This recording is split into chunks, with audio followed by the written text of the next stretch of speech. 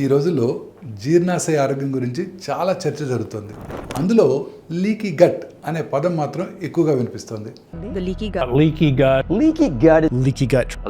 నా దగ్గరికి వచ్చే చాలా మంది మిత్రులు కూడా ఈ మాట వినగానే ఈ లీకీ గట్ అంటే కడుపులో ఏదైనా రంధ్రం పడిందా, నేను తిన్న ఆహారం లోపలికి కారుతోందా అని అనుమానాలు వ్యక్తం చేస్తారు. దీని గురించి వాళ్ళు వివరంగా చెప్తాను, వినండి. మనం ప్రేగుల్ని ఒక పెద్ద అపార్ట్మెంట్ కాంప్లెక్స్ లా ఊహించండి. దానికి ఒక ప్రధాన ద్వారం ఉంటుంది.